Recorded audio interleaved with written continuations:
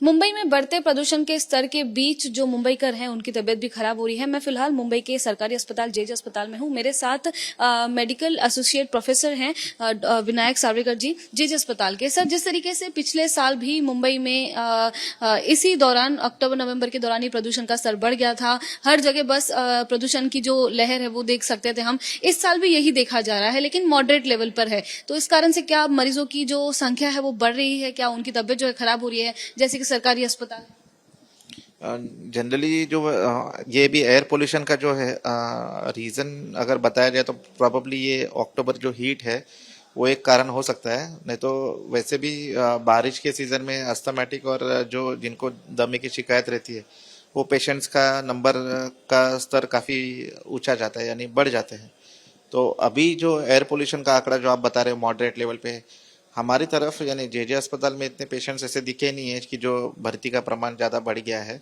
पर अगर air pollution अगर हवा में अगर है तो जो मरीज है, जो पॉपुलेशन रहती है जिनको एयर पोल्यूशन का सबसे ज़्यादा अगर यानी नॉर्मल से थोड़ा सा भी अगर ज़्यादा बढ़ जाता है तो एक पॉपुलेशन का स्तर रहता है जिनको ज़्यादा तकलीफ हो सकती है। यानी उसमें आते हैं जनरली जो वही पेशेंट जिनके समझो हीमोग्लोबिन वगैरह कम है, या फिर जिनको अस्थमा की शिकायत है, या फिर जिनको सीओपीडी करके एक बोला जाता है वो एक अगर है, तो ऐसे पेशेंट्स में तो अगर वातावरण में थोड़ा सा भी बदलाव 10-20% भी इधर से उधर हो जाए तो तुरंत तकलीफ होना शुरू हो जाती है।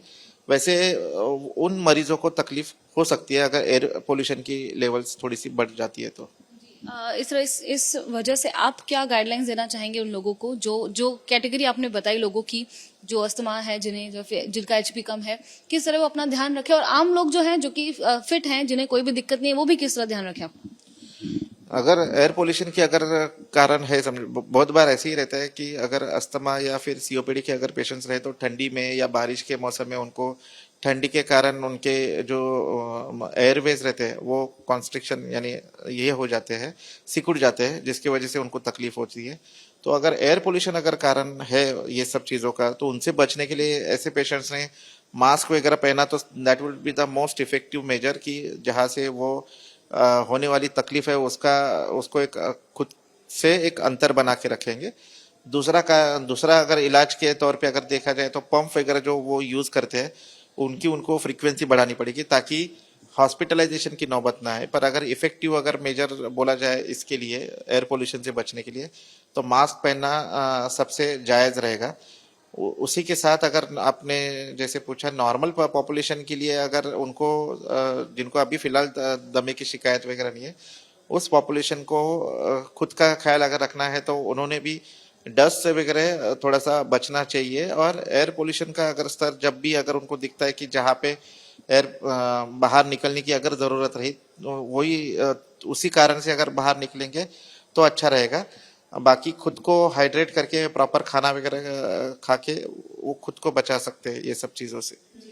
जैसे कि डॉक्टर विनायक ने कहा कि मुंबई शहर में अब तक जो मुंबईकर हैं उन पर इसका अधिक असर नहीं नजर आ रहा है, लेकिन जो ऐसा वर्ग है जिनकी तबीयत हमेशा खराब होती है, जो कि अस्थमा से, एचबी कम होने के कारण से पीड़ित होते हैं, उन पर ये जो प्रदूषित हवा है उन पर उसका असर ज्यादा हो सकता है। इसी कारण से उन्हें बेहद ध्यान रखना है। अगर हो सके तो बाहर जाते वक्त मास्क जरूर पहनना है।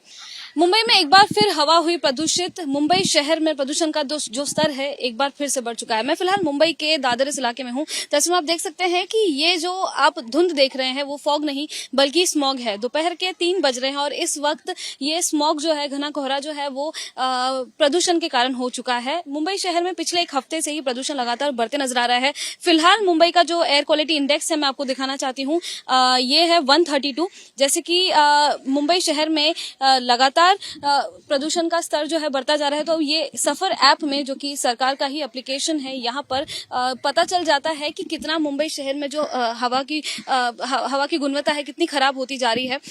मुंबई शहर में ओवरऑल 132 बताया जा रहा है, लेकिन सबसे अधिक प्रदूषित इलाका जो मुंबई शहर का है वो है माजगांव, जो कि वेरी पुअर इस श्रेणी में आता है। 337 AQI लेवल है। अगर हम बीकेसी की बात करें तो बीकेसी में 162 AQI लेवल है। वर्ली की बात करें तो वर्ली में 140 AQI लेवल है। और ऐसे मुंबई के ऐसे कई सारे इलाके हैं जैसे कि कोलाबा है, अंधेरी है, चेंबूर है, सभी के सभी ये जो इलाके हैं यहाँ पर मॉडरेट लेवल में हवा की जो गुणवत्ता है खराब बताई जा रही है, प्रदूषित हवा बताई जा रही है। और ये इसका मुख्य कारण जो है मैं आपको बता दूं जिस तरीके से ये दूसरा वर्ष है, पिछले साल भी मुंबई शहर में जब ठंडी का मौसम आने वाला था, दिवाली के पहले ही जो प्रदूषण का स्तर था बढ़ गया था, और ये दूसरा साल है जब लगातार ये प्रदूषित हवाएं जो है देखी जा रही हैं। इसका मुख्य कारण कंस्ट्रक्शन है मुंबई शहर में। जैसे कि मुंबई शहर में अब फिलहाल मेट्रो के कार्य जो हैं या ब्रिजेस हैं, फ्लाईओवर्स हैं, कई सारे बनाए जा रहे हैं, निर्माण कार्य जो है बड़े पैमाने पे बनाए जा रहे हैं। इसी कारण से कई सारे जो इलाके हैं वहां पर डस्ट काफी ज्यादा फैल चुका है। इसलिए ये मुंबई का जो पोल्यूशन है वो केमिकल पोल्यूशन नहीं बल्कि डस्ट पोल्यूशन है, और इसी कारण से मुंबईकरों की जो स्वास्थ्य भी है वो भी खराब होते जा रही है। मुंबई महानगर पालिका ने कुछ दिन पहले बताया था कि यहाँ पर मुंबई के इन इलाकों में जहाँ पे कंस्ट्रक्शन हो रहा है वहाँ पे स्मॉग मशीन्स रखी जाएंगी, स्मॉग गन्स जो हैं खरीदी जाएंगी, और इससे जो प्रदूषण बढ़ रहा है उसे नियंत्रण में लाया जाएगा। लेकिन फिलहाल ऑन ग्राउंड जो है मुंबई महानगर पालिका के द्वारा से कोई भी फिलहाल जो है कोई एक्शन प्लान नजर नहीं आ रहा है। जैसे कि फॉगिंग मशीन जो थी उसका बात कही गई थी, जो स्प्रिंकलिंग मशीन थी जिससे पानी छिड़काव होता है कंस्ट्रक्शन साइट्स पे, उसकी बात कही गई थी। कंस्ट्रक्शन साइट पे 20 फीट के जो स्टील के प्लेट्स हैं वहां पे लगाने की उन्होंने अनुरोध किया था पिछले वर्ष, लेकिन ऐसा कोई भी कार्य नजर नहीं आ रहा है। इसी कारण से मुंबई शहर में एक और बार फिर से प्रदूषित हवा देखी जा रही है, जहां पर एक्यूआई लेवल दिल्ली से भी अधिक देखा गया था पिछले 2 दिन से लगातार, और आज मुंबई में 140 से अधिक एक्यूआई लेवल देखा गया है। यानी कि मुंबई में एक बार फिर से हवा जो है प्रदूषित हो चुकी है। कैमरा पर्सन गजानन के साथ मैं लता शर्मा, एबीपी न्यूज मुंबई।